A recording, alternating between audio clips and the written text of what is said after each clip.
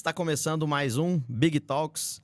Eu e meu parceiro, Rodrigo Andrade, papai do Agora ano. pai, agora O pai. Bento chegou ao mundo. Seja bem-vindo, Bento. Amém. Estamos aqui fazendo um bico de podcaster para fugir de casa e das crianças agora. Matar o tempo fora de casa. E hoje com um convidado especial, nosso amigo de infância, Túlio Lacerda, 36 anos, advogado societário agrário e ambiental, proprietário da Lacerda Advogados e Associados na Barra do Garças, em Goiânia, Brasília e Lucas do Rio Verde. Membro efetivo da Comissão de Direito Agrário da OAB do Mato Grosso, reconhecido pelo Top of Quality Internacional desde 2020, 5 anos já na sequência. Gênio, bilionário, playboy e filantropo, o nosso Tony Stark do Cerrado. Seja bem-vindo, Túlio. Primeiramente, Bem-vindo, boa tarde Tulião. a todos. Obrigado, Rodrigo, pelo convite. Parabéns aí por ser papai do ano. Obrigado. Muito obrigado também, Átila. É uma honra estar aqui. É uma honra te receber aqui. Vai ser um Big Talks. Que bom, cara. Bom demais. Cara, eu queria começar perguntando sobre depois do colégio, porque a gente fazia tempo que a gente não te via. Depois de um tempo a gente se viu, né? Mas depois do colégio, morar em Itumbiara, conta um pouco da sua trajetória pra gente. Como que foi? Pra onde você foi? Você fez direito onde? Eu saí de Itumbiara, acho que em 2005, foi 2006, eu não me recordo muito bem. E eu fui para Goiânia para poder terminar o colegial lá, estudar no Olimpo lá na época. E aí eu comecei a estudar no Olimpo, tava ali mais ou menos, acho que era maio mais ou menos do terceiro ano colegial, e eu tinha acabado de passar no vestibular lá em Goiânia. E meu pai pegou e falou assim: Túlio, você vai fazer vestibular mesmo? Você vai fazer faculdade em Goiânia mesmo? Porque o escritório na Barra tá crescendo e eu tava precisando de alguém de extrema confiança na Barra.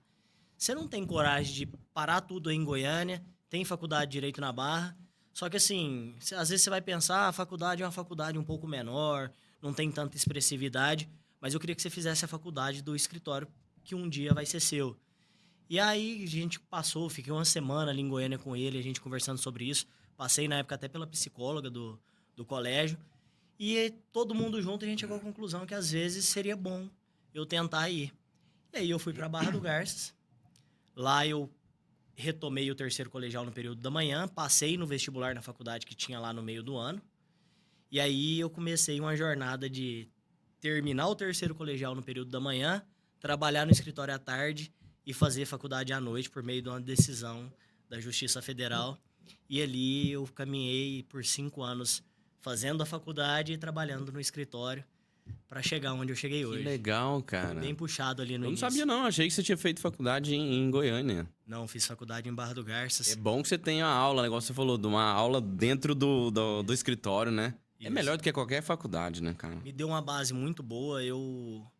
Quando eu tenho irmãos mais novos, eu sempre disse isso para eles. A faculdade que a gente tem dentro de casa, quando a gente tem pais que são empreendedores, meu pai é um grande advogado, respeito muito ele. Meu avô também era advogado. Então eu acho que nada melhor do que a gente começar em casa, né? O dever de casa a gente faz em casa. Foi uma faculdade, assim, uma faculdade da vida, uma faculdade familiar mesmo. Que show, cara. Que legal. E aí o pai dele falou assim, ó, e aí, Túlio, vamos pra lá? Ele falou, não sei se eu vou. Ele, o que é essa chave dessa caminhonete aqui no chão? Decidiu rapidinho. Foi assim, Mas pela Túlio? Então foi experiência- comprada essa decisão? Conta pra gente. Ah lá, parece que teve um negocinho aí. Teve. Mas é óbvio, cara. Eu seria comprado fácil também. Não dá nada, não. Cara, mas é aquela Foi a melhor coisa. decisão. Mas você sabe o que acontece? Não, agora É a experiência. Mas sabe o que é? O seu pai sabia o que era melhor pra você. Às vezes a gente não sabe. Nessa idade a gente acha que sabe e não sabe porra nenhuma. Não vou falar aqui, vou xingar. Mas por quê? Quantos anos você tinha? 17? 16? Eu tinha 16 para 17 anos. Cara, eu formei na faculdade com 22. Eu achava que eu tava dominando o mundo. Eu não sabia nada, cara, da vida. Verdade. E imagina com 16, 17 anos. Então, as ferramentas que o pai tiver, não sei nem se teve, as ferramentas que eu tiver também pra eu educar o Bento da forma que eu acho que é certa, eu vou usar. Se atingir o que eu quero. Então faz todo sentido, cara. Faz Não é, todo nem, sentido. não é nem por saber que é a melhor coisa, mas pensa bem. Ele vai formar em Goiânia. Se ele tem a oportunidade de formar, às vezes, numa faculdade que, vamos falar que é inferior à de Goiânia. Mas vai ter a oportunidade de trabalhar desde o primeiro dia da faculdade, Mas- dentro do negócio. Então, mas isso entendeu? é que é melhor. É por Exatamente. isso que é melhor. Então, assim, É por Querendo isso. ou não, acho que a experiência já, por si só já vale a pena. Muito melhor. Não é questão de ser cara. decisão do pai ou Muito não. melhor. Entendeu? Foi justamente isso que pesou. Até porque é a empresa dele, entendeu? É o que ele quer mexer. Foi justamente isso que pesou na decisão. E tinha inúmeros amigos ali que tinham ido fazer faculdade fora, que iniciaram um negócio e que depois resolveram, como a família já tinha uma tradição em outro negócio, deixar de trabalhar naquela formação dele e foram voltar. trabalhar com a família. Eu falo que é um por mim, ué. Mas vou te falar, você tinha essa visão clara que você tem agora? Jamais, a gente nunca tem. Eu Ah, acredito importante. que quem teve essa visão foi meu Foi pai, seu pai. e me trilhou nesse caminho. Exato. Por sorte e pelas orientações dele, eu consegui trilhar esse caminho. Maravilha. Não me arrependo, sou muito feliz hoje por ter trilhado esse caminho. E isso fala até sobre paternidade. Eu falo sobre a minha faculdade. Minha faculdade foi federal. Uma top, faculdade top, beleza. Mas eu fiquei durante todo o dia, que era integral, não trabalhei nem nada. Eu só trabalhei um semestre antes para fazer o estágio. Aí eu fui para Goiânia fazer estágio não remunerado. Cara, eu saí muito cru, muito cru. Aí eu fui trabalhar em São Paulo, para uma terceirizada da Siemens. Cara, apanhei igual um menino novo. Igual um menino novo. Por isso que eu te falo que eu tava muito imaturo com 22 anos de idade. Então, o mercado de trabalho amadurece a gente. Amadurece tanto profissionalmente quanto pessoa. Então, eu aprendi na marra e depois eu passei para as pessoas que eu tive a oportunidade, eu passei. Tanto para Maria Rosa, quando eu conheci ela, a gente começou a namorar, falei para ela, vai para algum estágio, nem que seja de graça. Você vai aprender alguma coisa. Você vai aprender o mercado de trabalho. Que a faculdade, cara, a teoria não tem... É muito diferente da prática. É muito. Muito diferente. Que a gente tem uma noção na teoria ali, cara, não é a mesma coisa, você não vai aplicar as mesmas coisas. Eu falo pela engenharia. 90% da engenharia eu não apliquei no mercado de trabalho. O problema não é a engenharia, é relacionamento com pessoas. Então é totalmente diferente e o seu pai foi muito sábio de fazer isso. Muito sábio, independente de como ele te convenceu. Aí, cara, ele foi muito sábio e tem que agradecer mesmo ele. Parabéns. É isso aí. Top. E, Dr. Paulo Lacerda, um abraço pra você, tá? e conta mais dessa sua experiência, desse seu começo, dessa ida pra Barra, dessa nova empreitada que você começou lá. 16, 17 anos, bateu cabeça? Bate muita cabeça, né? Era uma criança ainda, né? A gente acha que com 16, 17 anos a gente já é adulto, né? Com 18 vou começar a dirigir, com 18 eu posso tomar uma cerveja. Exato. A gente acha que tá adulto, mas a gente ainda não tem a experiência de vida. E ali eu tive a oportunidade de trabalhar não só com meu pai. Meu avô faleceu em 2008, eu consegui trabalhar com ele de 2006 até 2008 primeiro. E juntamente com meu pai, depois eu fui trabalhar só com meu pai. Mas isso me deu uma experiência de vida, assim, sem igual. Seu avô era ativo? Meu avô era ativo. Quantos anos ele tinha quando ele faleceu? Meu avô faleceu com 70 anos. Pô, novo. Muito novo, muito novo. Aquele mineirão, família inteira mineira, né? Meu avô era de Sacramento, meu pai e eu também nasci em Uberlândia. Aquele mineirão chucro, que gostava, por exemplo, eu gosto muito quando eu cito meu avô de contar que todo domingo ele gostava de fazer a feijoada dele, para reunir a família inteira. Então, a feijoada dele não era ir ali fazer uma feijoada. Ele ficava 5, 6 horas preparando a feijoada dele. Nossa, Ele era um evento, descascava né? uma laranja, ele começava fazendo uma rodela nela e ia girando sem tirar um pedaço, ou tinha que terminar numa espiral. Porque ele queria era estar com a família dele reunida. E eu acho que todo esse espírito de família que ele passou pro meu pai trouxe pra gente também. Por isso que meu pai queria ter por perto ali, pra poder passar o escritório. Não foi meu avô que começou o escritório, foi meu pai. Meu avô formou depois do meu pai, isso é um fato bem Que interessante. legal, cara. Mas eles queriam ter uma sucessão. E a gente tem que investir muito em sucessão quando a gente tem algo consolidado e a gente tem que passar isso para os nossos Para filhos. não ter um herdeiro, né? Principalmente os valores, para não ter um herdeiro, para ter um sucessor. Isso aí é muito interessante. Ele Exatamente. defende muito isso na área do direito societário. Você trabalha com essa parte de sucessão também, com empresas ou não? Porque geralmente você trabalha mais com empresas, né? Por mais que é do agro, é uma empresa, porque Sim, pelo gente- porte dela. Nós trabalhamos hoje com direito societário também. Eu fiz uma especialização em direito societário justamente porque nós queremos ser um escritório full service, não uma banca de advocacia. A gente fala que é mais uma boutique de advocacia, porque é um serviço mais gourmet, é um serviço mais detalhado, não é em grande volume, mas a gente quer dar todo o suporte que o homem do campo precisa. Porque acabou aquele negócio do homem do campo que vivia lá na fazenda. Hoje ele é um grande empresário, hoje ele é um grande empreendedor. Tanto é que as maiores empresas hoje do Brasil são empresas do agro, né? Que legal, cara. E esse negócio de sucessão tá muito em alta na minha família, porque a gente tá com esse plano aí de sucessório. Você já passou por algum caso aí de família com sucessão que deu problema, que dá problema, acordo de cotista, reuniões acaloradas? Já existiu isso aí já? Inúmeras vezes. Inúmeras vezes. Principalmente porque no agro, quando você... Tudo é um tabu no agro, né? Tudo Vai é um falar de tabu. dinheiro é um tabu. Vai falar de um genro, uma nora é tabu. Então tem que falar sobre isso, não tem? E principalmente com o patriarca da família. Exatamente. Ele teve outra criação, ele teve outra cultura. Então, querendo ou não, existe um choque cultural entre as gerações. E aí, quando a geração nova, que tá ali pulsante, tenta levar novas ideias, isso é para tudo na vida, né? Tem sempre uma certa resistência. Aí entra o trabalho do advogado de explicar, de mostrar o benefício que aquilo vai trazer. Porém, eu não defendo também uma análise de sucessória a todo custo. Por Uhum. exemplo, tem muita gente aí, vou abrir uma holding. Eu defendo que sempre tem que haver uma análise prévia de como constituir essa holding, se de fato essa holding seria viável ou não. Não simplesmente sair abrindo isso à torta e à direita, como tem muita gente fazendo aí no Brasil. Tem que fazer um estudo, né, pra isso, né, cara? Se faz sentido, se não faz. Às vezes nem faz sentido. Justamente. Tem que fazer um estudo para poder ver se tem viabilidade ou não. E você já pegou muitos herdeiros ao invés de sucessores aí? Como é que tá essa geração de hoje? Olha, não é fácil. Sempre tem sucessor e sempre tem herdeiro na mesma família. Toda família tem sempre um herdeiro? Ou, não, herdeiro sei que tem. Mas toda família é fácil de ter um sucessor? Não é fácil de ter um sucessor, mas também não são todas que têm herdeiros. Eu acho que toda generalização a gente não deve fazer não ela. pode fazer, né? Porque sempre a gente vai ter casos aí de ter inúmeros sucessores, de ter grandes sucessores. Hoje, o que eu acho que uma família pensa em fazer um trabalho todo de sucessão é investir numa educação societária para aquele filho dele. Desculpa aí, gente. Hoje, grandes empresas investem. Além de mandar o filho, às vezes, fazer uma grande faculdade e dar uma visão para ele de sucessão e trazer ele para dentro da empresa, eles têm que investir nisso, né? Você pega o seu filho e fala, olha, eu quero mandar meu filho para fazer uma faculdade tal. Você já pega um curso com enfoque em sucessão. Focado nisso. Tem Focado muita gente que manda o nisso. filho pra fora, né? Manda filho para fora porque fora você tem todo um estudo financeiro e sucessório, né? A gente Existe não até tem- uma avaliação, né, tem Túlio? educação financeira no Brasil. Igual você falou que é raro, mas acontece muito. Às vezes tem vários sucessores potenciais. E aí tem uma avaliação pra saber escolher quem vai ser o sucessor. Empresas grandes, como você trabalha com muita empresa grande, deve ter muito isso, né? Tem muito isso. Tem muito Manda pra isso. fora quem tem perfil, quem não tem. Porque querendo ou não, tem várias pessoas que são sucessores. Tem perfil pra ser, mas esse não encaixa nesse perfil, ou encaixa em outro.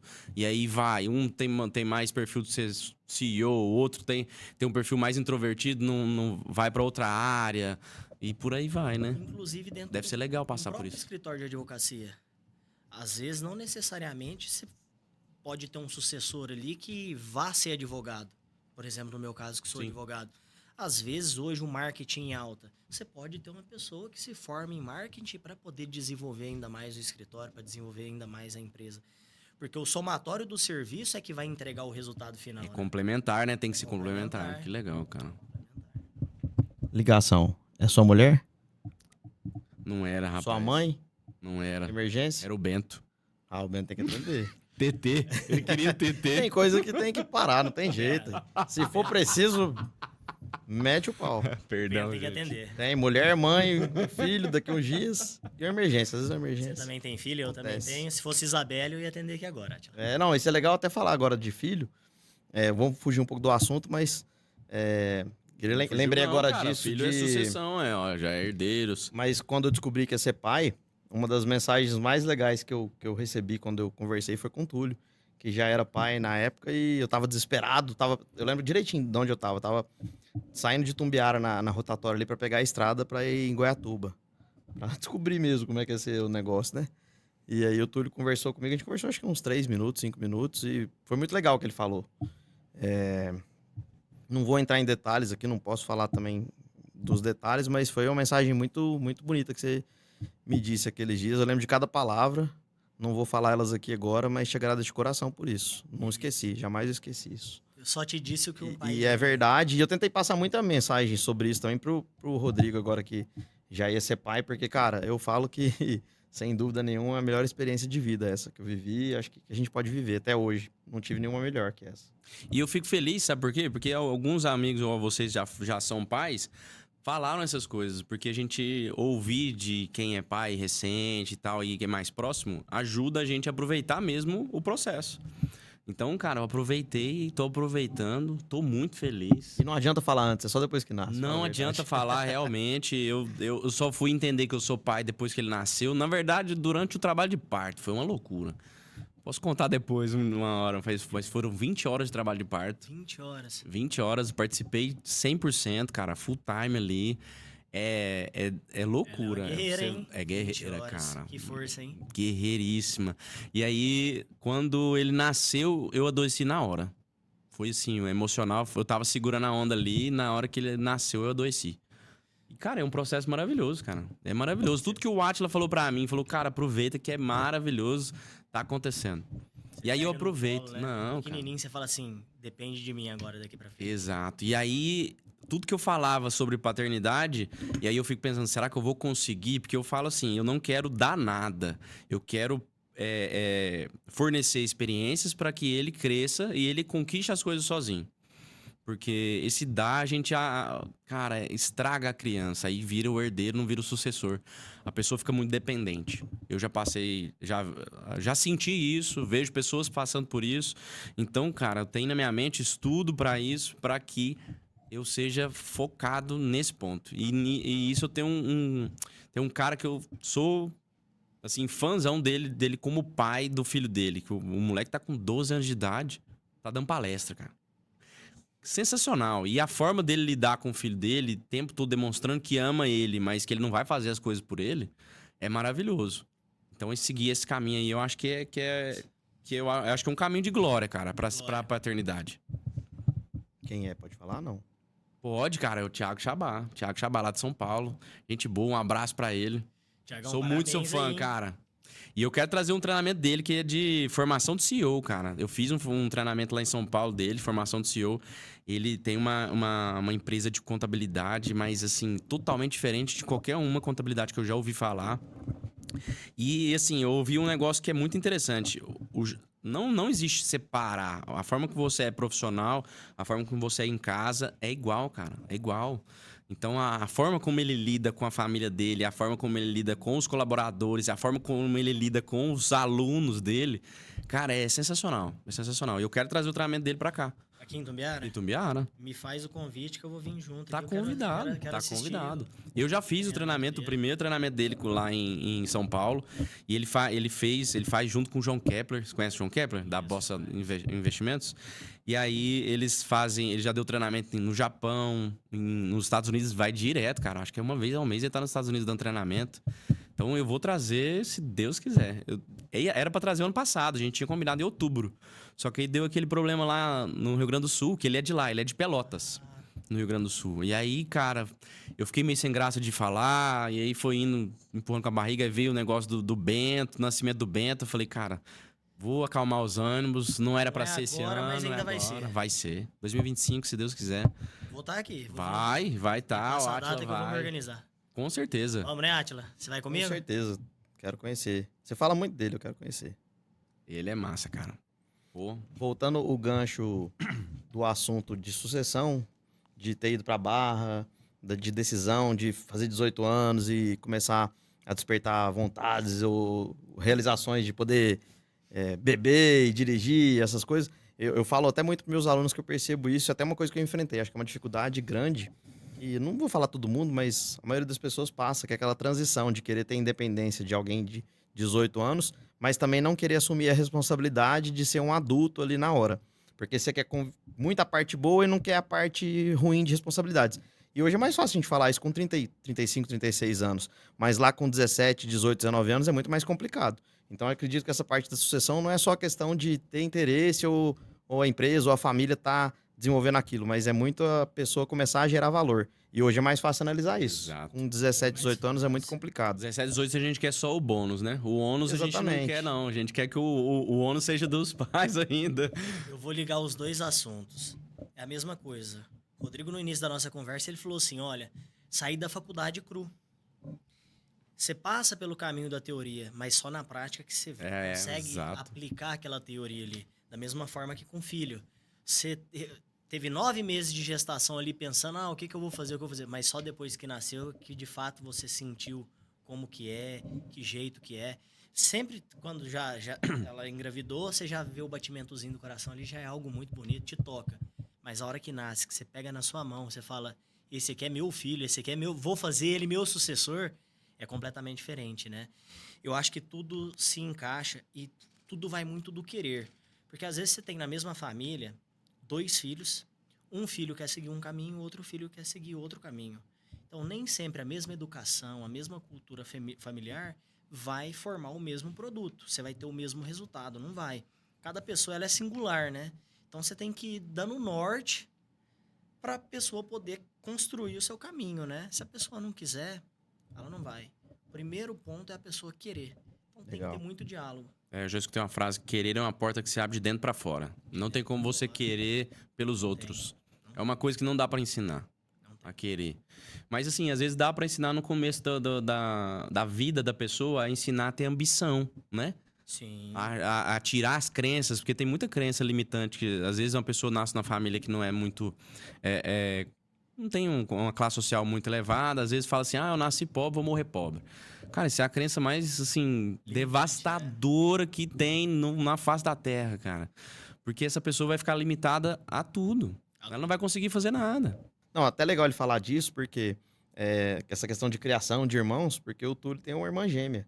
E totalmente diferente, seguiu o caminho diferente. Então, assim, você vê que tem a própria experiência na família dele de ter não só irmãos, de ter família, mas de ter uma irmã gêmea e não seguir o mesmo caminho. Os dois inteligentes do mesmo jeito, estudou com a gente, né?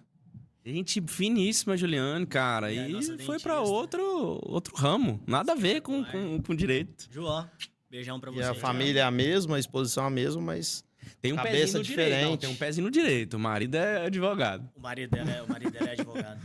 Na verdade, nós somos 6 filhos, né? Dos 6 filhos, só a mais velha, só a Carol que fez direito. Só que ela resolveu seguir o caminho do concurso público, né? O marido dela é advogado, mas ela é delegada de polícia civil. Eles moram em Tumbiara? Ela mora em Lucas do Rio Verde. Ela é delegada em Lucas. Eles já moraram em Tumbiara, mas hoje ela está em Lucas. O delegado geralmente é transferido, né? Ela esteve na Barra, esteve em Cuiabá, hoje ela está em Lucas do Rio Verde. O Átila falando sobre essa parte de independência, quando que você parou pra ter consciência e falar assim, cara, hoje eu sou independente? Você sempre foi do início da sua trajetória com seu pai? Foi sempre 50-50? Seu pai sempre te deu essa abertura? Ou hoje que vocês são sócios? Como que foi isso? Não, teve toda uma construção. Teve uma transição também? Teve uma grande transição. Eu cheguei no escritório primeiro como estagiário. Uhum. Porque eu acho que toda empresa, se você quer um dia liderar ela, você tem que passar por todas as etapas dela. Você tem que conhecer todo o processo. Comecei como estagiário. Trabalhei com inúmeras pessoas no escritório. Cheguei a transferir para o escritório de Goiânia, ficava alguns dias em Goiânia, alguns dias lá na Barra. E aquela correria, né? Porque sempre tentando antecipar as coisas. Sempre trabalhando, sempre estudando. E quando eu virei efetivamente mesmo um assistente jurídico uns 2 anos depois, até porque foi mais ou menos uns 2 anos para poder adquirir uma prática e saber fazer alguma coisa. Aí eu me tornei assistente jurídico. Depois de ser assistente jurídico, eu formei em junho de 2011, porque eu tinha feito metade do ano junto com o terceiro colegial, com liminar. E eu passei na UAB antes, minha prova foi a primeira prova que autorizou fazer antes, foi a primeira prova da Fundação Getúlio Vargas, foi uma prova de 2010. Passei na UAB em 2010, antes de formar. E ali, a hora que eu passei na UAB, eu falei, pronto. A partir de agora, a hora que eu colar a grau, eu sou advogado. O pai dele, o Dom Paulo Lacerda, falou, libera essa prova agora, que ele já vai prestar. Cara, eu acho que a vida da gente vai acontecendo, né? Vão surgindo oportunidades e a gente tem que aproveitar essas oportunidades. quando eu formo, aí eu viro advogado. Quando eu viro advogado, eu ainda viro um advogado contratado. Sim. Mas eu vou crescendo dentro da empresa, recebendo salário, assim como os outros advogados que ali estavam.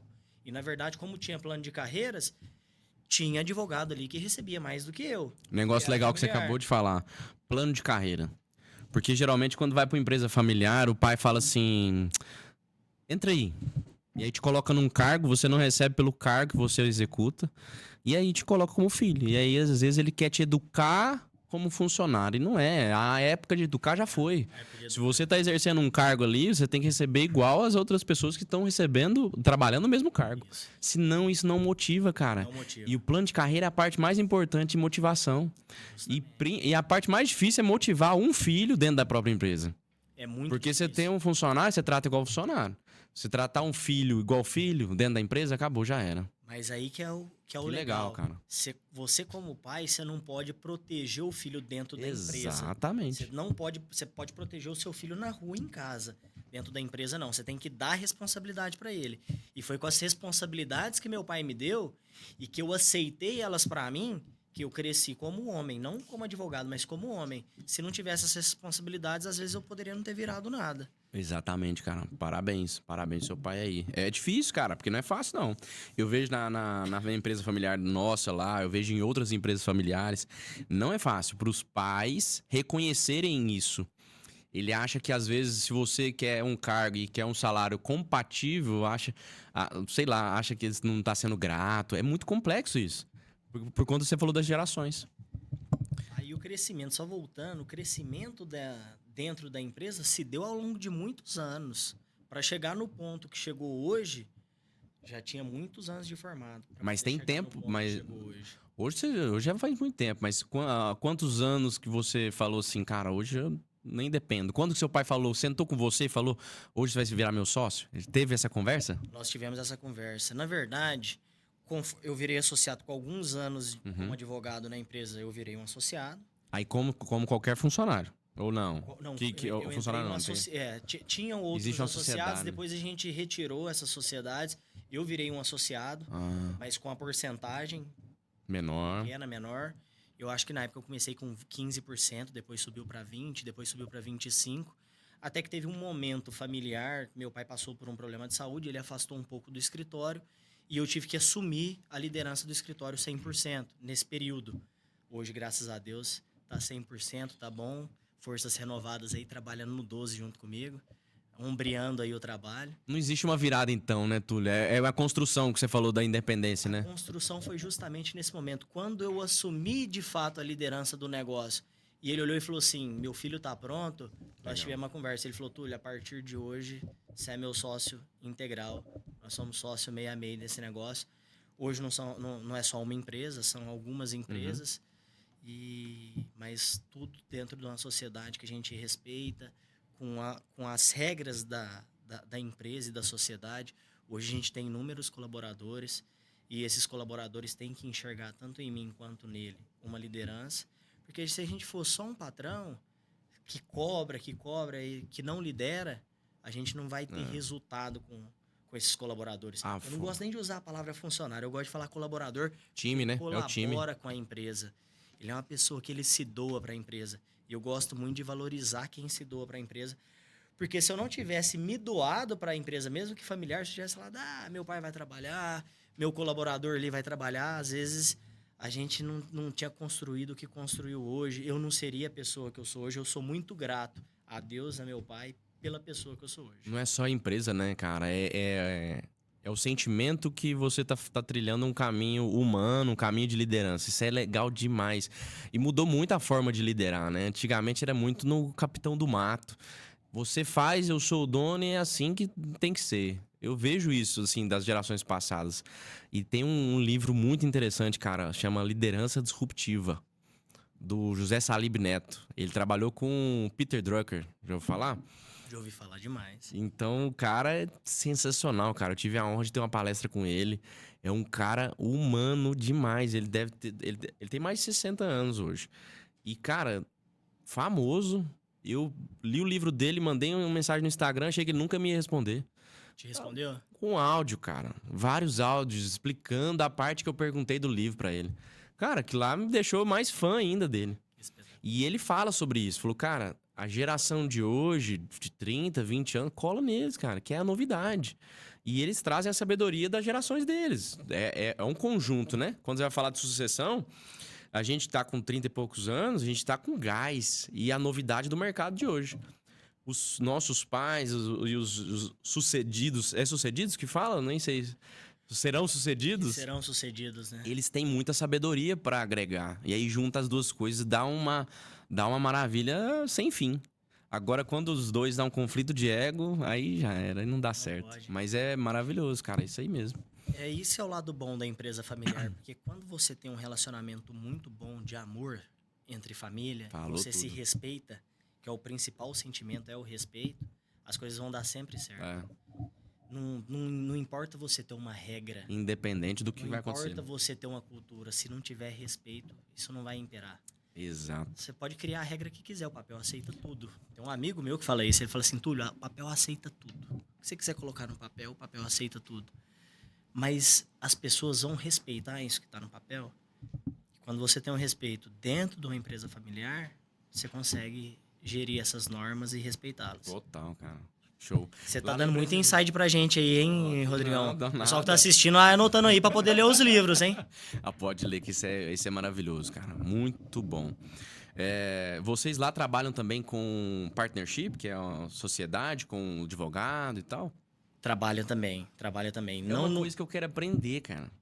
Eu sou muito fã disso. O Benchmall fez isso na XP, tanto é que a XP é gigantesca hoje. Justamente. E eu quero aprender, ouvi falar sobre contrato de vesting, Cliff. Eu já fiz algumas sociedades que eu poderia ter aplicado esses contratos e não apliquei. Por falta de conhecimento. Falta de conhecimento. E eu poderia ter aplicado e ia ser uma trajetória totalmente diferente do que a minha que foi feita.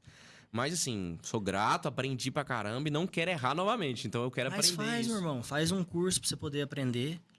Começa, você gosta de ler. Você acabou de citar inúmeros autores aí pra gente. Compra livro, lê. É na prática que você vai Existe aprender. livro que fala só sobre isso? Existe. Sobre partnership? Existe. Porque é uma parcela pequena, você tem um Muito contrato de pequena. vesting, Cliff. Muito Você pequeno. consegue explicar pra nós o que é esse contratinho? Sim, em poucas palavras. Como é que você vai... Consigo explicar pra você, mas o objetivo não é a gente fazer uma explicação jurídica Sim, e não, técnica não, aqui, jurídica porque senão não, é básico. ninguém vai entender. Senão nem eu entendo. Da onde que isso Ó, originou? eu tô quase levantando aqui já, a audiência vai me desculpar, mas eu tô, cara, que é isso? Eu tô viajando aqui, tô longe. Tá longe, Ah, Adi? não. Não, tô brincando, tá legal o assunto, só que eu tô meio por fora, que eu não entendo tanto disso, mas é um Mas assunto legal que até dá pra trazer depois pra minha vida, como minha empresa, como eu, Átila, Então empresa. deixa eu tentar falar Acho sobre... que é legal até pra abrir sobre pra- se tá certo ou Pronto. tá errado. Mas eu tô Pronto. falando assim, ó, eu tô dizendo não pra desfazer do assunto, mas talvez pra trazer mais junto quem tá assistindo, porque Não é, Gui. Deixa eu tentar- quero ter um entendimento melhor disso, tô um pouco perdido. Porque eu não sou nada de advogado, então eu vou tentar explicar. a Então minha vou parte deixar da você empresa. falar, porque se o Atila não tá entendendo, às vezes quem vai ouvir a gente também Às vezes pode não também entender. Eu sei que vai ter Eu tava muita gente preso que de novo entende. na citação da Marvel aqui, que grandes poderes Vem trazem grandes grandes responsabilidades. Eu tô só citando Se Marvel eu hoje. tiver errado, vocês me perdoem também, viu? Mas eu ouvi falar assim, ó. Você quer trazer um colaborador que é muito bom, você não quer perder ele. Por quê? Se ele entender o potencial que ele tem e outras empresas oferecer um salário melhor ou uma proposta melhor, ele vai embora. Então, o que você... Você fala em questão de não ser familiar, mas gerar um valor tão grande esquece a ponto de ser... a empresa familiar por Esfera com enquanto. sucessão, mas eu falo assim... você fala alguém que tá gerando um valor pra dentro de uma empresa, sem ser Isso, sem- necessariamente não. da família, mas Nada a que ver tem com um família. entendimento grande. Nada a ver entendi. com família. Beleza. Você tem um colaborador que fala assim, cara, eu não quero perder esse cara. E aí você fala, pô, mas como é que eu vou fazer pra esse cara aqui se sentir pertencente? Porque hoje liderança é isso. O colaborador tem que se sentir pertencente da empresa. Que senão ele vai achar, essa empresa aqui é do fulano, eu trabalho pra enriquecer. Olha o pensamento mesquinho e muito... Acontece muito isso. Trabalho até surgir outra oportunidade melhor. Eu trabalho pra ele ficar rico. Acontece muito esse pensamento. Aí eu falo, não, então outra empresa vai me oferecer um salário melhor, eu vou pra lá. Eu não quero que isso aconteça, porque o cara é bom. Então eu quero transformar esse cara em um sócio meu. E aí o contrato de vesting Cliff, se eu tivesse correto, é o quê? É o básico, tá, gente? Eu vou falar Pode o básico continuar que aqui. você tá no Ó, eu caminho. tô começando a entender agora. Você vai colocar ele como sócio, a oportunidade de ser sócio, mas o contrato de Vesting Cliff é como se fosse um teste. Você vai testar esse cara, ver se ele pode ser seu sócio mesmo. Eu não sei se existe um prazo, se é 1 ano, se não é 1 ano, mas eu ouvi falar de 1 ano. Esse cara vai passar por um teste de 1 ano. É como se fosse um prazo probatório. Existe isso? Falar isso? E aí, depois de 1 ano, você vai avaliar. Você vai avaliar se esse cara vai ser seu sócio mesmo ou não. E depois de 1 ano, se ele não for seu sócio, não tem problema nenhum você tirar ele da sociedade. Entendi. E você vai avaliar se ele vai entrar ou não na sociedade. Por quê? Porque, cara, é igual quando você vai fazer uma entrevista de emprego. O cara é excelente, o cara é perfeito, fala inglês fluente. E na hora que você vai colocar ele no jogo, não é aquela coisa. Da mesma forma, um colaborador seu, ele é CLT, e aí você quer colocar ele como sócio. Cara, são totalmente diferentes os perfis. O cara tem que ter um perfil de dono. Vesting Cliff pra casamento não existe, né? Não existe. Pra dar uma testada, ver se vai. Veste clipe pra casamento existe, cara. Mora junto primeiro. Mora junto dá 1 ano, mas se não dá como é que fala? União Não estável. Não tem prazo pra união estável. Hoje no Não tem Brasil, prazo mais? Não tem prazo pra união estável. A partir do momento que vocês Morou se junto. apresentam como... Não é minha área de atuação, mas a partir do momento que vocês se apresentam ali como marido e mulher, é onde efetivamente existe a união estável. Tá vendo? Tá vendo? Não Então, tem É, prazo. ferro. Às vezes uma semana, você se apresentou, cheguei... Tô 1 semana que eu tô morando com a minha esposa, Raíza, beijo. Aí eu chego lá na casa do Átila e apresento ela, olha, isso aqui, a partir de hoje, ela é minha esposa. Eu não casei no papel, mas eu tô apresentando ela socialmente como minha esposa. Não importa se tem 1 semana, se tem 2 semanas. entendi. Vai ter ali ó, o reconhecimento de uma união estável, né? E aí você prazo. fala sobre empresa, cara. Pegou na mão e sorriu, a Só conta para dividiu. o pessoal assim. poder entender, o Rodrigo falou perfeitamente. É lógico que existem inúmeras cláusulas Claro, que aí você já inclui parte do direito. num contrato desse. Mas ali, basicamente, quando você vai contratar um funcionário, não tem um período de experiência. Você não pode contratar ali o cara por um período de experiência. Não deu certo, você pode dispensar ele sem ter que pagar algumas verbas rescisórias. Também na minha área não é muito a trabalhista, mas a gente tem um conhecimento geral que a gente aprende na faculdade, né? É mais ou menos isso. Você, às vezes, vai estipular, olha, se a gente conseguir atingir isso, se a gente conseguir fazer isso, você vai se tornar meu sócio. Existem hoje contratos muito bem elucidados aí pelo nosso querido Rodrigo, que você consegue construir. Você quer trazer alguém para o time. E você quer trazer ele para o time porque você justamente não quer perder ele. Vamos supor que você tem uma montadora de veículos e você está com um designer completamente inovador, ou hoje, que está indo para os carros elétricos, você tem um cara, um engenheiro, que ele desenvolveu uma bateria que dura, supor, 10 dias sem ter que carregar. E ele está começando a desenvolver o negócio. E aí você está soltando na mídia que você vai lançar um carro com 10 dias e você precisa daquele cara. E aí se você perde ele no meio do caminho do lançamento? O projeto falhou. E é justamente para isso que esses contratos Eu tenho servem. até gerou uma dúvida assim, não sei se entra nisso, mas é uma parte de experiência para ver se vai agregar e dar certo. Uhum. Mas é bilateral. As duas partes sabem desse contrato. Isso, Ah, tem bem. que ser É bilateral, que tem que ser porque assinado, senão... Sim, mas eu falo assim, se tem esse período de experiência e a pessoa sabe que é um período de experiência, ela pode às vezes se doar mais naquele processo ali para poder realmente entrar, até vencer essa experiência. Ela vai se empenhar um pouco mais, talvez, e lá na frente, Agora, aí, talvez não seja aí assim. vem É o isso que eu o falo, Túlio entendeu? Aí vem o que o Tu falou que eu também não sabia, que é legal. Você pode colocar algumas premissas que têm que ser atingidas. Justamente, obrigações... Agora, se ele fingir ser um cara bom, essas premissas não vão ser atingidas. Ele vai só mostrar que é um cara bom. Agora, se tem premissas que são atingidas, algumas metas, cara, não tá fingindo. Ele é bom. Que faz gerar valor para a empresa. Ele vai gerar valor. Entendi. Quem é E de aí- verdade é de verdade. Você É, não não consegue, tem- numa é. grande empresa, Eu pergunto em fingir caso por de 6 interesse. E não meses que atingir a você é um meta. cara É, bom. é. Ou você é bom ou você não é bom. Legal. Das outras áreas de atuação, vou quebrar um pouco esse assunto, mas a gente vai e volta aqui, é isso aí. Democrático. Ping-pong, bumerangue. Assim que é bom, né, Átila? Das outras áreas, você falou da parte de direito societário, a parte ambiental que você atua, agrário também, Agrário e né? ambiental. Como funciona? Fala um pouco disso. Bom, no agrário e no ambiental a gente tende a defender aí o produtor rural em demandas agrárias, principalmente no Mato Grosso, a gente tem muita disputa de terras ainda, e a gente tem que defender o homem de bem, o homem que de fato é o dono da propriedade, principalmente de invasores. A gente tem também uma questão de regularização de terras. Às vezes, a família tem uma terra ali de muitos anos que o título dela não está regularizado. A gente tem hoje a obrigação de todo produtor rural aderir a um cadastro ambiental rural e prestar as informações. Agora surgiu uma dúvida aqui também. Não são todas as fazendas que estão escrituradas? Como é que é? Você falou disputa de... Não são todas. Hoje, ainda no Brasil, ainda existem titulações duplicadas, em que às vezes você tem um título que ele se originou do Estado, mas ele coincide com um título que é da União, e às vezes você tem que regularizar essa terra no INCRA, ou às vezes você tem uma terra que ela tem um título que originou do Estado, mas tem um outro título que coincide com ela, que também se originou do Estado. E por exemplo, no estado de Mato Grosso é o Intermate. Às vezes você tem que regularizar essa terra no Intermate. Então tem gente, um exemplo, tem gente que fala assim, essa terra é minha, esse pedaço aqui. Aí o outro fazendeiro fala, não, esse pedaço aqui é meu. Existe isso? Existe muita disputa de terra. Que legal, cara. Achei que já tinha regularizado isso aí tudo. Nunca. Ainda tem muita demanda de terra no Brasil. Existem muitos títulos falsos. E é por isso que a gente tem trabalhos hoje com engenheiros ambientais, engenheiros agrônomos, agrimensores, que é o trabalho do georreferenciamento. Hoje existe uma base de dados no Brasil, que é o CIGEF, que é um sistema que engloba toda essa titulação de áreas. E tem pessoas que, apesar de não ter o título, ela tem uma terra que está na família dela há anos. Uma fazenda ali.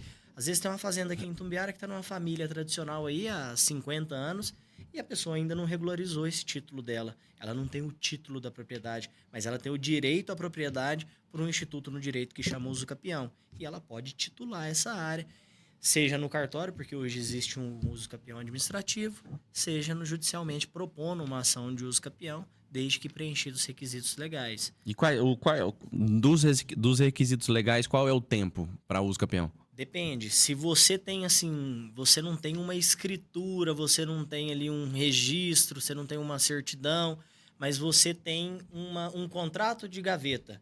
Você fez, seu avô fez, ele comprou uma terra e tem um contratinho ali. Isso é um justo título. Isso reduz o tempo. Então, dependendo do tamanho da área, existe um tempo limite no Código Civil e existe também o usucapião constitucional, que é o da nossa Constituição, nossa lei maior que a Constituição Federal. E dependendo do tamanho é o determinado tipo de tempo. O maior tempo para se adquirir uma área por usucapião é 20 anos, mas se você tem o justo título, isso reduz para 10. Então, tem inúmeras questões que têm que ser analisadas. Se a gente analisa dentro do escritório caso a caso, você tem que analisar a história. Mas é recente, das capitanias hereditárias para cá. Isso. Das capitanias hereditárias para cá, mais ou menos isso. Eu tenho uma dúvida aqui, cara, que não sei se é dúvida de muita gente aí, mas hoje tem o georreferenciamento que você falou. Antigamente, como que você demarcava qual era o seu espaço de terra? Porque terreno a gente sabe. Tem a divisa, às vezes tem a casa e a outra casa, beleza, mas na fazenda. Porque é totalmente irregular. Georreferenciamento é maravilhoso, mas antes disso, e aí? Esse é o grande problema hoje do produtor rural. Com as novas tecnologias, o mundo está sempre em evolução. Desde o advento do GPS, você começou a ter programas novos que te dão mais precisão para poder medir isso. E às vezes, quando você vai medir, até as terras que têm título, às vezes você olha lá, tem uma fazenda de 10 mil hectares. E você vai medir, às vezes dá 11, às vezes dá 9. Por quê? Porque antigamente era medido com cordas. Meu Deus! Tinha medida de cordas, tinha medida de vista. Você amarrava uma corda no árvore e saía puxando, dá tantas cordas. A corda é de tantos metros. Então, assim, não tinha uma precisão. Às vezes você saía um pouco do eixo. Era para você ir em linha reta, você não ia em linha reta. Então, quando você pega uma matrícula muito antiga, que é ali o documento... Sempre tem um errinho, né, cara? Principalmente se a terra é muito grande. Sempre tem um errinho, mas hoje está tendo justamente georreferencial e CAR para justamente acabar com esses erros. E a parte do CAR mais é para você lançar o que você tem de reserva, o que você não tem de reserva, porque hoje se você não respeita o meio ambiente, você não consegue trabalhar em muitos âmbitos. Os maiores frigoríficos não compram carne de áreas desmatadas ilegalmente. As grandes empresas que compram grãos não compram grãos de áreas desmatadas ilegalmente. Eu estive, inclusive, no canal Terra Viva, num programa Tatersal, pela Expedição Araguaia-Xingu, mais ou menos uns 2 meses atrás, falando sobre segurança jurídica no agro. E a gente estava justamente conversando sobre a mudança das regras para o produtor rural. Você impõe uma regra e essa regra acaba mudando. E quando você muda essa regra, você cria alguns empecilhos para o desenvolvimento do produtor rural. Então, como você tem uma legislação, hoje a legislação ambiental no Brasil é uma das legislações mais rígidas que a gente tem, você tem uma das maiores regras para o produtor rural brasileiro. Só que tem algumas empresas que ainda tentaram criar regras piores, mudando o jogo ali, depois que o cara começou a plantar uma soja, que é a famosa... como é que diz o nome? Moratória da soja. Tem a moratória da carne e a moratória da soja. A gente tem um marco temporal no direito ambiental que são áreas consolidadas, as áreas que são pré-existentes a 22 de julho de 2008. E são áreas de uso antropizado do solo, que tem que ter sido desmatado depois com licenciamento e respeitando reserva legal, as áreas que foram desmatadas após isso. Mas não necessariamente essas áreas que foram desmatadas, elas são áreas desmatadas ilegalmente. Às vezes elas foram desmatadas com licença. Quando você fala em desmate em qualquer entrevista, o pessoal fica assim, nossa, desmatador. Mas a gente tem que sempre lembrar que tem o desmate legal e o desmate ilegal.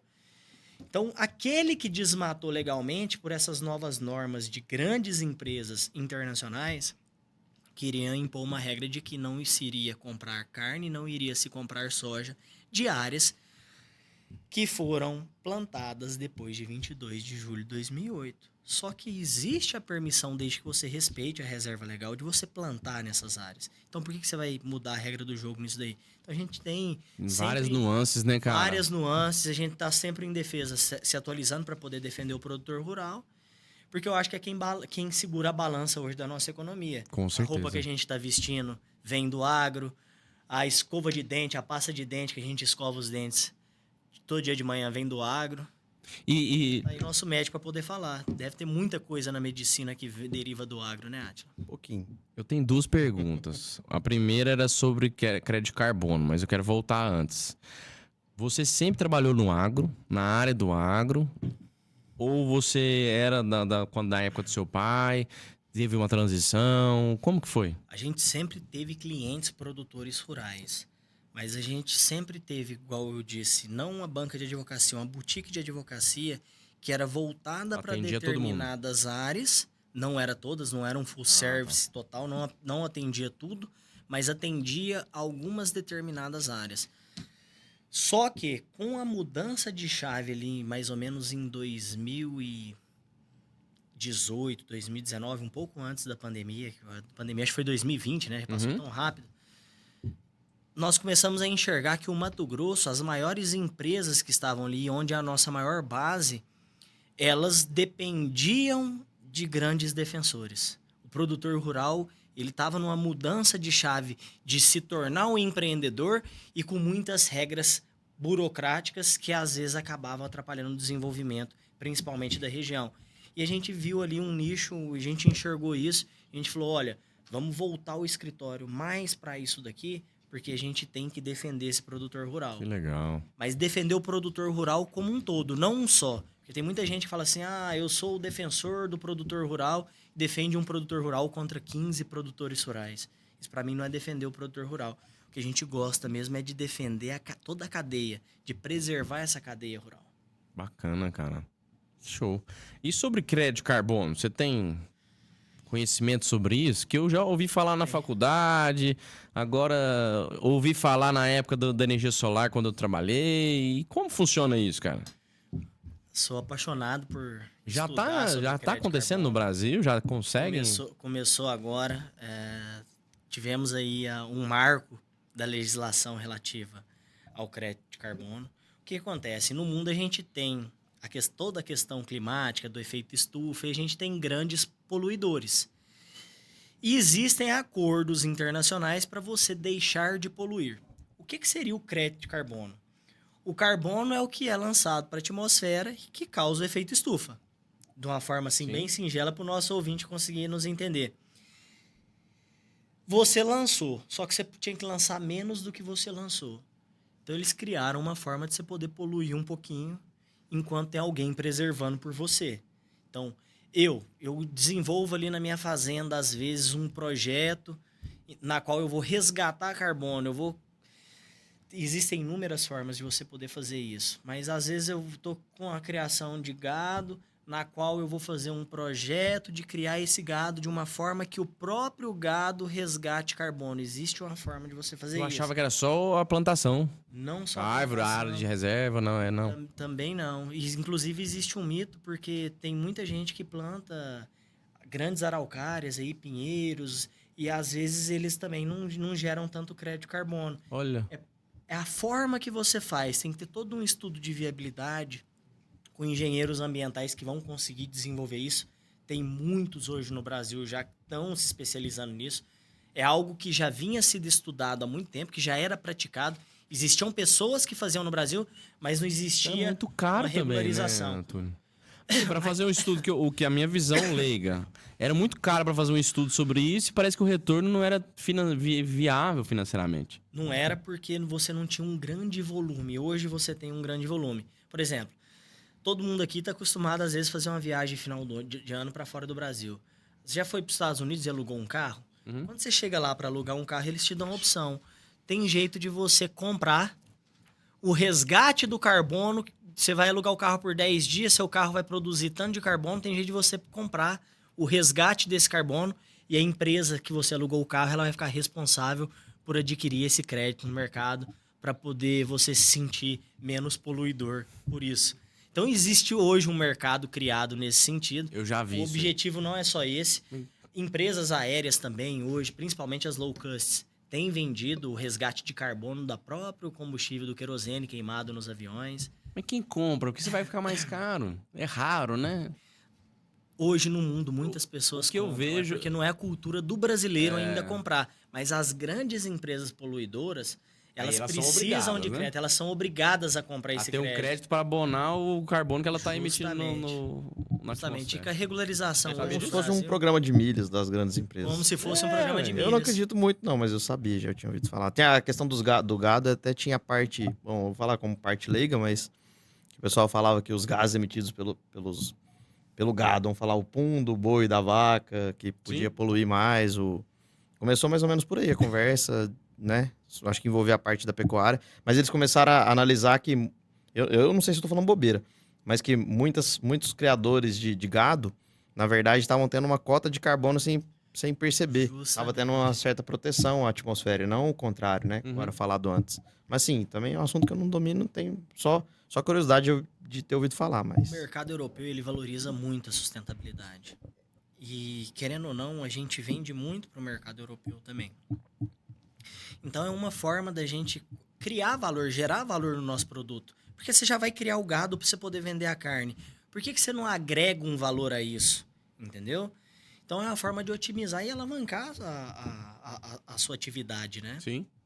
Eu acho que hoje, antes o produtor rural ele falava assim, eu vou Uma nova criar forma de galinha, receita eu vou criar também, meu cara. boizinho, eu vou... Não, hoje, quando você tem uma visão de empresa e não só de fazenda, olha, eu tenho uma empresa do agro. A minha fazenda ela vai funcionar como empresa.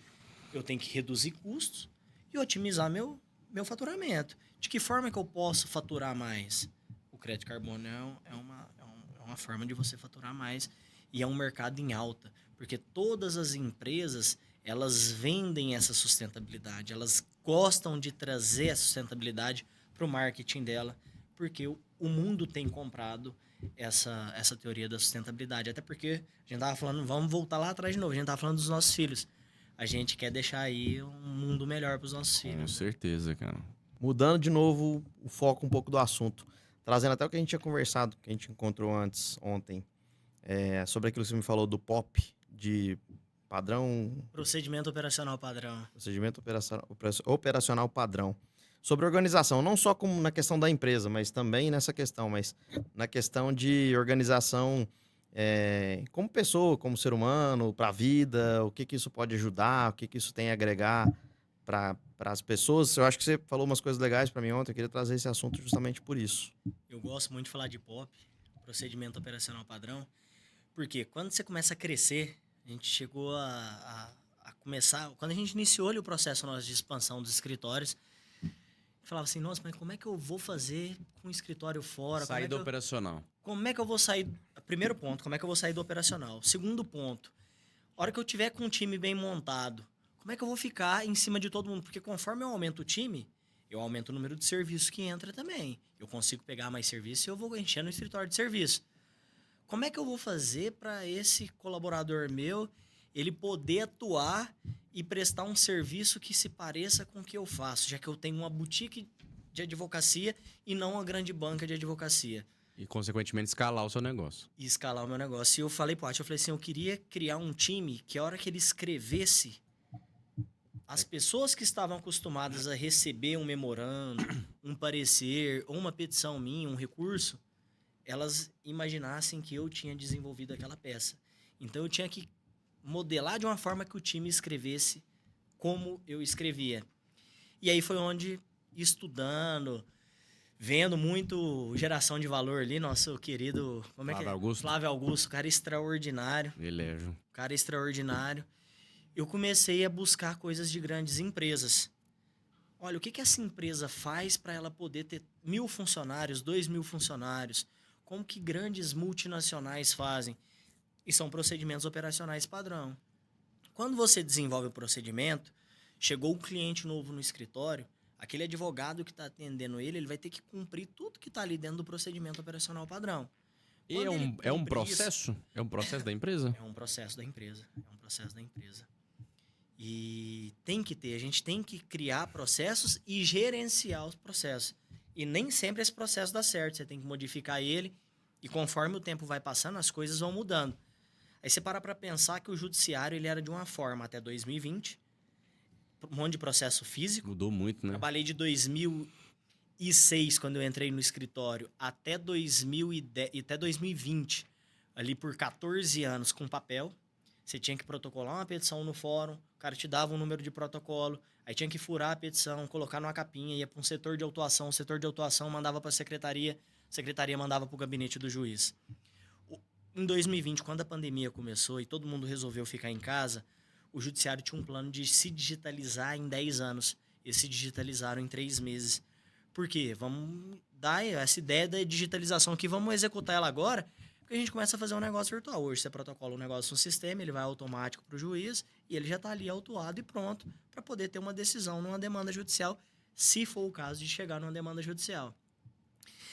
Então, por que eu criei esses procedimentos? Porque eu vi que quando você tem organização, quando você gerencia seu tempo, você é mais eficaz.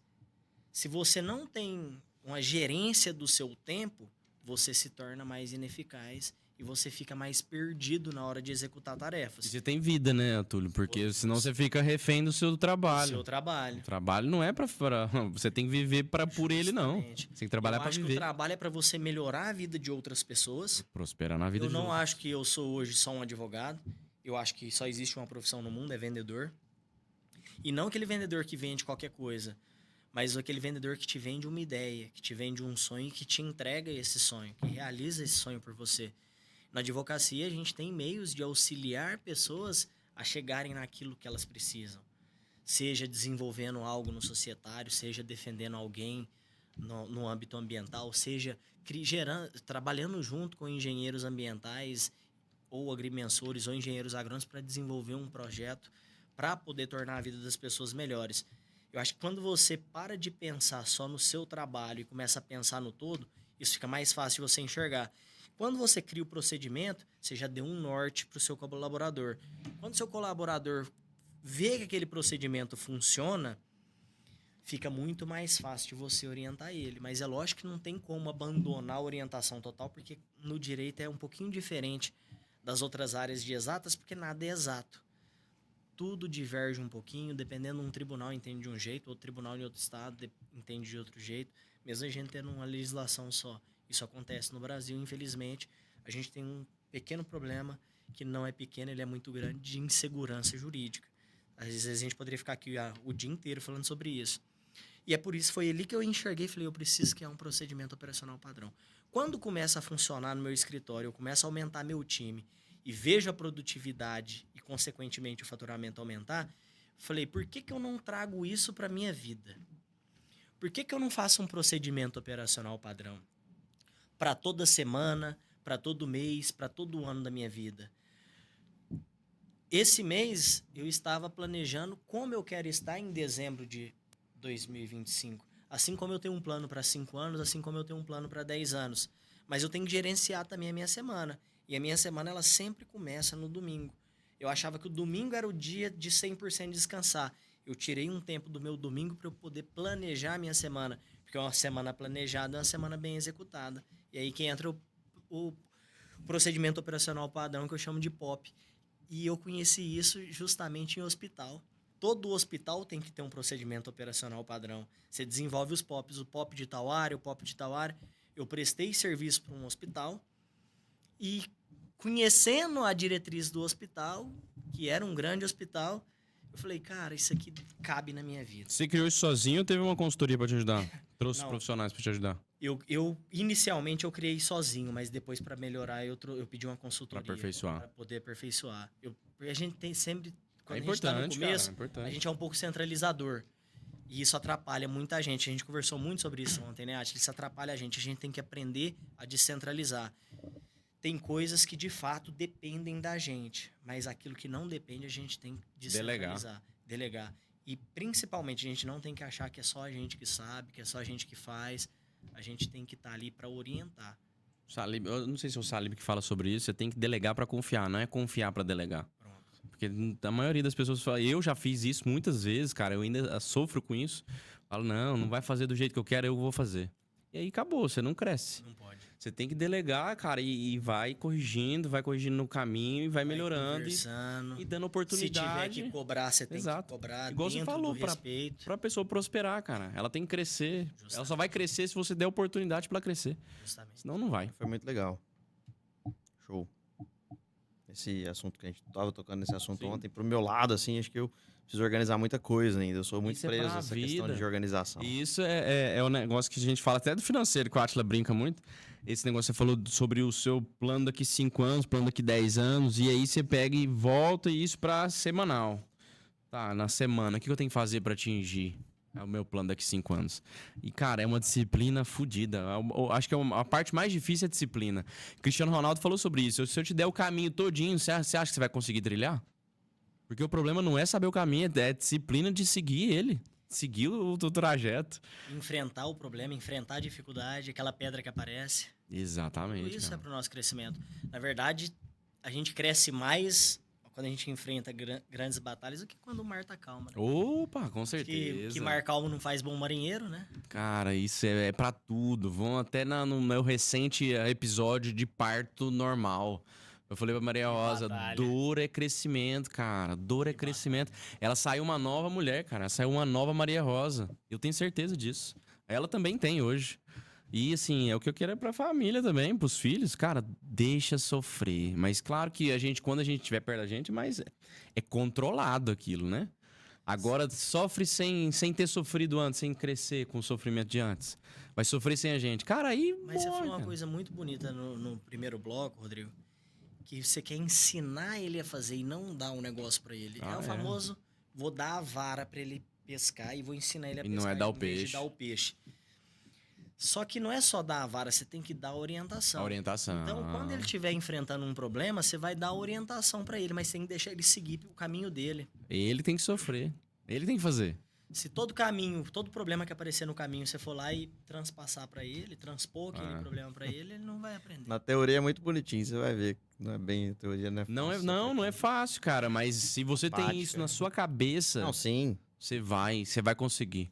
É por Mas você isso que a gente percebe que às falou, vezes a forma a de tratar um filho, eu disciplina percebo é muito maior. isso na relação com a minha filha, né? Tem épocas que eu falo por mim, tem épocas que eu sinto que eu tô mais próximo dela, tem épocas que eu sinto que eu tô mais distante dela. E aí, às vezes, eu quero tentar fazer ela mudar pra isso melhorar, mas na verdade não é ela que tem que mudar, ela tem 5 anos. Então, às vezes eu não tô percebendo a forma que eu tô agindo tá sendo diferente pra ela, ou às vezes a mesma forma que eu tô agindo tá afastando ela, porque ela tá tendo um entendimento ali do mundo dela de diferente.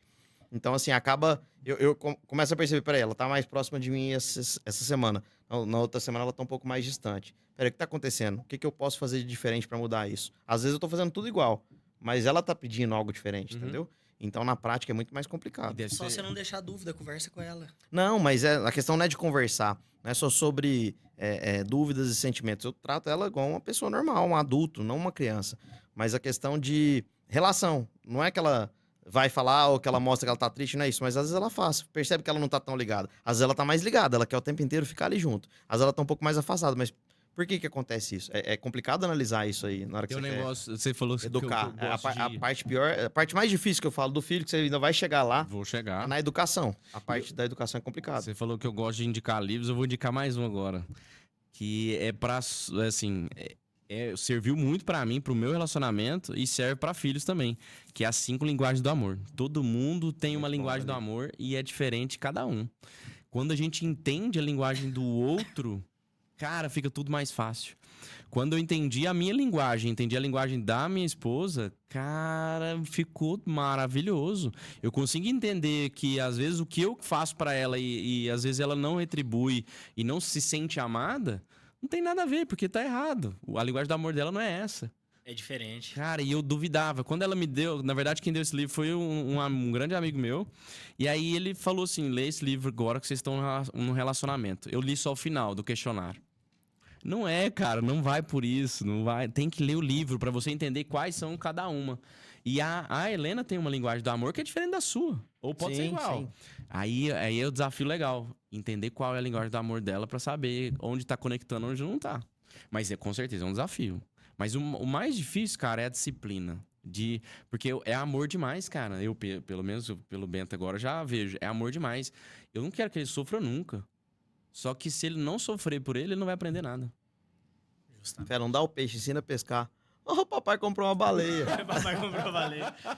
E antes da gente terminar, acho que seria legal cada um deixar um livro aqui, né? Para os empreendedores aí. Você deixa um, eu deixo um e o Átila deixa um. Então, peraí. Pra mim que Não, deu é assim, 50 livros esse ano. É só uma coisa legal de falar, porque assim, parece que o nosso convidado tá encerrando o papo agora. Você Tá viu? despedindo da gente, Ele é tá essa? mandando no negócio. Jamais. Eu queria, antes de chegar nisso, então, eu queria estrear um quadro novo aqui, que o Rodrigo também não sabe, Olha, que é surpresa pra mim também. o quadro Big Escolhas. Big Escolhas. E a gente vai falar dos livros daqui a pouco, mas Big Escolhas hoje vai ser sobre marcas pra você, Túlio. Com o Túlio aí. É um bate-bola, ué. Isso aí, ó. Só pra ir pensando no livro que vocês vão falar e depois pra quebrar um pouco o gelo dessa nossa conversa. Nike ou Adidas, Túlio? Pode pensar muito não, tem que ser rápido, cara. É bate-bola. Nike. Nike ou Lacoste? Lacoste. Ah, já tá com... Lacoste ou Gucci? Gucci. Gucci ou Louis Vuitton? Gucci. Gucci ou Rolex? Fico a Gucci. Por conta Gucci ou Dolce Gabbana? Gucci. Gucci. Gucci ou Porsche? Aí, Peguei ele. Porsche. É só brincadeira com o Túlio, porque é o nosso Tony Stark do Cerrado. Eu admiro bastante o Túlio, de verdade. Até queria falar disso aqui. Acho que às vezes a gente não fala assim pessoalmente sempre, mas quem conhece o Túlio há mais tempo como eu e talvez um pouco mais profundo, conhece bem ele e às vezes quem acompanha pelas redes sociais vê... um outro Túlio. Cara, muita... Como é que eu vou falar? Muita riqueza, muita prosperidade. As pessoas ficam... É uma coisa muito fora pra todo mundo, assim, um padrão de vida muito alto e muito legal Nelson Williams do Centro-Oeste. É o, como é que fala? Lifestyle muito alto e legal de acompanhar, assim, avião, barco, lanche, helicóptero, Porsche e tudo aquilo, mas que é uma pessoa que sempre que tá presente, cara, nunca perdeu a humildade. E às vezes eu falo isso porque tem muitos amigos em comum que às vezes conhecem ele um período e às vezes vai pela rede social, começa a seguir o Túlio e não acompanha, não é da área do direito, não é da área de interesse dele, mas fala, não, o que isso, o cara fica postando isso aqui, não sei o quê. Cara, o Túlio não é só isso aí. O Túlio não liga pra isso, essa é a verdade. O lifestyle dele é esse, mas o cara é muito simples, ele é muito humilde e é sempre muito bom estar perto dele toda vez, cara. Parece que eu recebo uma energia legal, me transparece uma coisa muito boa. Então, assim, eu queria ter mais momentos próximos do Túlio e eu tenho uma satisfação muito grande de ser amigo dele. É melhor As redes sociais é mais... Pessoalmente. As redes sociais é mais pela zoeira, às vezes aproximar, falar, mas assim... O marketing, branding, tudo. Mas eu queria agradecer pela amizade também, porque toda vez que a gente encontra, tem sempre uma troca de conhecimento legal. E apesar de não parecer, não sei pra quem não conhece, Cara, o Túlio é uma pessoa extremamente humilde e simples e no dia a dia dele. Então, quem conhece de fato e tá perto sabe disso que eu tô O falando. Túlio, falando do Túlio, o Túlio de fato é um cara simples, é um cara que tem raiz. Nós começamos muito de baixo e a gente trabalhou para chegar onde que tá. O problema é que a correria do dia a dia nos obriga a ter aquela... para eu poder chegar mais rápido no lugar, eu preciso me locomover de avião, preciso me locomover, às vezes, de helicóptero. E, às vezes, quando a gente posta isso, muitas pessoas falam assim, o cara tá com um padrão de vida alto, ele tá querendo aparecer. Mas não, é porque o dia a dia se torna natural. Uhum. Nós compramos a primeira aeronave em 2015, tem 9 anos. Então, o normal, às vezes, não é normal para todo mundo. Mas eu saí de ir para um lugar para o outro. Às vezes aquilo ali para mim é normal. A gente às vezes posta mesmo sem perceber, mas tem pessoas que recebem dessa forma. Mas a origem do Túlio mesmo é simples. O Túlio é um cara simples, é um cara do dia a dia. É um cara que quer comer um frango caipira com vocês. Vamos marcar de fazer um franguinho com caipira. Cara, e eu concordo plenamente com a Átila. Total. O Túlio, pessoalmente, não. Pra quê? Porque às vezes a pessoa não te conhece, né? E só vê aquilo de você. Da rede social, não teve... Eu mesmo agito ele direto nas redes Não sociais, tem brincando uma oportunidade. coisa ou outra. Quando eu tô vendo assim, vou lá e brinco. É. Mas eu sei como é de verdade. E é o que você falou antes da gente começar a gravar, né? Quando a gente pode ficar 33 anos, 10 anos sem se ver, quando se vê é a mesma coisa, a mesma forma de conversar e humildade, é tranquilo isso aí. Eu acho muito feliz, eu fico muito feliz também. Se nós nos encontrarmos, é a mesma coisa de ter visto É a mesma no dia coisa. anterior. Fico muito feliz. Isso é amizade de verdade. Eu sou grato Muita pela amizade. história, muita coisa legal e muita coisa off, que aí só quem tá aqui sabe. Só dá pra quem falar. viveu. E é isso. Foi legal demais essa conversa. Queria agradecer pela sua presença. E vamos voltar E pra sua parabenizar despedida. pelo seu sucesso, né, Antes cara? disso, mas falar dos livros. Vamos Vamos. cada um falar um livro, não sei. Pode começar por você. Se deu a opinião, já pode começar. Se eu fosse escolher um livro pra eu ler hoje de novo, eu ia ler 48 Leis do Poder. De quem que é? Quem é o autor? Nossa, esqueci o nome do autor do livro agora. Não, mas Aí não eu tem problema não, indicando o só livro e esse esqueci livro. o nome do Não, mas não autor. tem problema. Eu também vou indicar um que eu não lembro o nome do autor. Então pronto. Cialdini, eu acho. Deixa eu ver. O Átila tá com um tablet ali, ele pode falar pra gente agora. É do Cialdini? Não. Não é Cialdini. Cara, mas tem tanto livro que eu indicaria. Tudo depende de cada momento da vida, né? De cada momento da vida. Mas o 48 Leis do Poder, ele Ele é geral, né, cara? É muito ele é postura. geral. Você já Robert leu? Greene. Não. Mas eu li... Isso. Robert Greene. É, Robert Greene. mas é muito parecido, deve ser muito parecido Robert com, Greene. às vezes, a Napoleão Hill. Napoleão Deve Hill ser muito muito bom. parecido, né, cara? É muito legal. Show. E aí, Átila? Cara, esse ano foi um ano de leitura. Até a gente conversou bastante sobre isso, que esse ano foi um ano de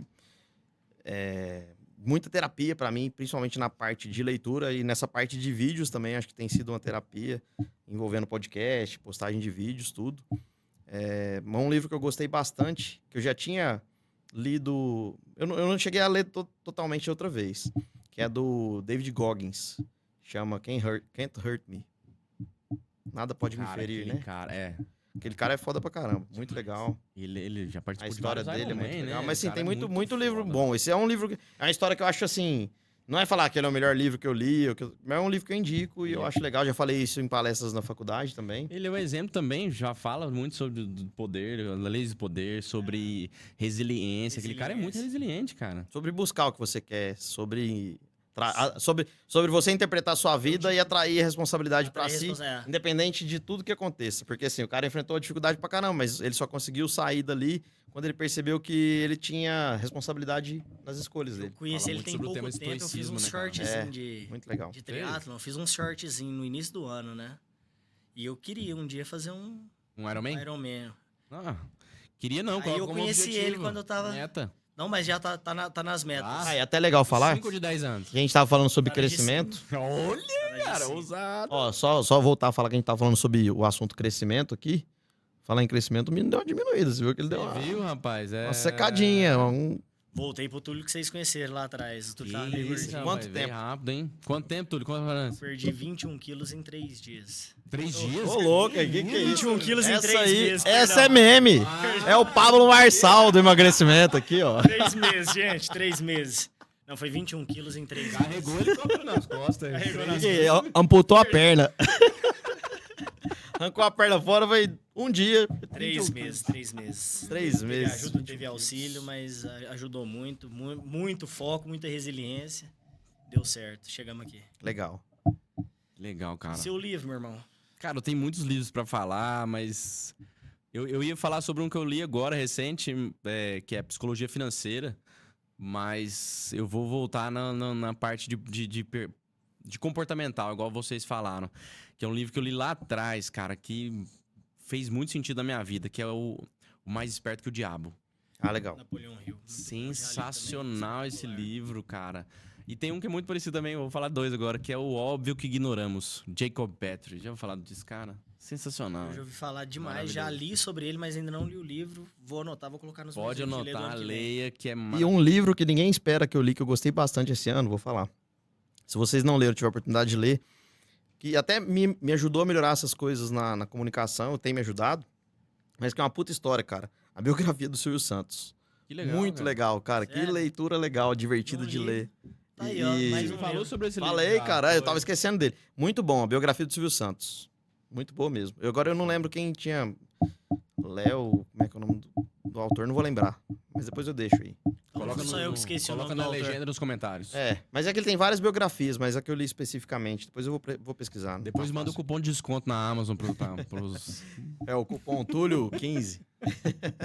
Ó, queria agradecer mais uma vez aqui a presença do Túlio, a volta do Rodrigo, agora pai, Agora paz, Agora três pai. paz, né? a presença do Túlio aqui na nossa conversa, na nossa bancada, na nossa mesa, vamos dizer assim, Na nossa vida, Nesse- né, cara? Nossa amizade, pô. nesse nosso projeto de podcast que está sendo mais, igual eu falei para ele ontem, tem sido mais uma terapia, principalmente para mim, mais aprendizado, uma troca de ideia e um hobby que a gente está desenvolvendo e está aprendendo cada dia mais.